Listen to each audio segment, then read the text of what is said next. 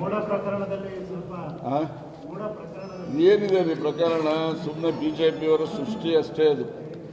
ಮೂಢ ಪ್ರಕರಣ ಅಂತಕ್ಕಂಥದ್ದು ಅಲ್ಲ ರೀ. ಒಬ್ಬ ಮುಖ್ಯಮಂತ್ರಿ ಆಗಿರೋರಿಗೆ 10 ಸೈಟು 3 ಸೈಟು ಏನು ಲೆಕ್ಕನೇನ್ರಿ ಅವ್ರಿಗೆ?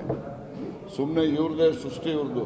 ಈಗೆಲ್ಲ ಎನ್ಕ್ವೈರಿ ಆಗ್ತದಲ್ಲ, ಯಾರ್ಯಾರು ಬರ್ತಾರೆ, ಯಾರ್ಯಾರು ಕಂಪ್ಲೇಂಟ್ ಕೊಟ್ಟು ಯಾರ್ಯಾರು ಸ್ಟೇಟ್ಮೆಂಟ್ ಕೊಡ್ತಿದ್ರೋ ಈಗ ಅವರವೇ ಇದ್ದಾವೆ ಎಲ್ಲ ಆಚೆ ಬರ್ತದೆಲ್ಲ. ಇನ್ನು ಸ್ವಲ್ಪ ದಿವಸ ಇರಿ. ಯಾರ್ಯಾರು ಇದ್ರ ಬಗ್ಗೆ ಮಾತಾಡ್ತಿದ್ರಲ್ಲ ಈಗೆಲ್ಲ ಅವರವೇ ಇದ್ದಾವಲ್ಲ, ಈಗೆಲ್ಲ ಆಚೆ ಬರ್ತಾವಲ್ಲ, ಯಾರ್ಯಾರ್ದು ಎಷ್ಟೆಷ್ಟಿದೆ ಏನೇನಿದೆ. ನಾನು ಒಂದಂತೂ ಸ್ಪಷ್ಟವಾಗಿ ಹೇಳ್ತೀನಿ, ಮೂಡ ಇರ್ಬೋದು, ನಿಮ್ಮ ಮೂಡ ಇರ್ಬೋದು, ಅಥವಾ BDA ಇರ್ಬೋದು, ಯಾವುದೇ ಅರ್ಬನ್ ಅಥಾರಿಟಿಗಳಲ್ಲಿ ಇಡೀ ರಾಜ್ಯದಲ್ಲಿ ಎಲ್ಲಿ ಏನೇ ಕಾನೂನು ಬಾಹಿರವಾಗಿ ಏನೇ ಕಾರ್ಯಚಟುವಟಿಕೆ ನಡೆಸಿದ್ದವರು ಯಾರೆಲ್ಲ ಇದ್ದಾರೆ ಅವ್ರ ಮೇಲೆಲ್ಲ ಕ್ರಮ ಆಗಬೇಕು ಅನ್ನೋರು. ತಪ್ಪಿತಸ್ಥರಿಗೆ ಶಿಕ್ಷೆನೂ ಕೂಡ ಆಗಬೇಕು. ಮೂಡ ಇರ್ಬೋದು, ಯಾವುದೇ ಅರ್ಬನ್ ಅಥಾರಿಟಿಗಳಲ್ಲಿ ಇರ್ತಕ್ಕಂಥ ಆಸ್ತಿ ಸಾರ್ವಜನಿಕ ಆಸ್ತಿ. ಸಾರ್ವಜನಿಕ ಆಸ್ತಿಗಳನ್ನು ಸ್ವಾರ್ಥಕ್ಕೋಸ್ಕರ ಯಾರೇ ಲಪಟಾಯಿಸಿದ್ರು ಕೂಡ ಅದು ಪಾಪದ ಕೆಲಸ. ಆ ಕೆಲಸ ಮಾಡಿದಂಥವ್ರು ಶಿಕ್ಷೆ ಆಗಬೇಕು ಅನ್ನೋರು.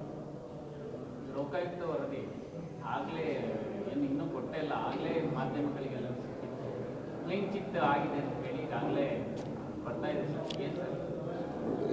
ಲೋಕಾಯುಕ್ತದವರಿಗೆ 25ನೇ ತಾರೀಕು ಒಳಗಡೆ ನೀವು ವರದಿ ಕೊಡಬೇಕು ಅಂತ ಹೇಳಿ ಸರ್ಕಾರದಲ್ಲ ನಿರ್ದೇಶನ ಇದ್ದಿದ್ದು, ಕೋರ್ಟ್ ನಿರ್ದೇಶನ ಇದ್ದು. ಅವ್ರು ಕೋರ್ಟ್ ನಿರ್ದೇಶನದಂತೆ ವರದಿ ಸಲ್ಲಿಸಿದ್ದಾರೆ.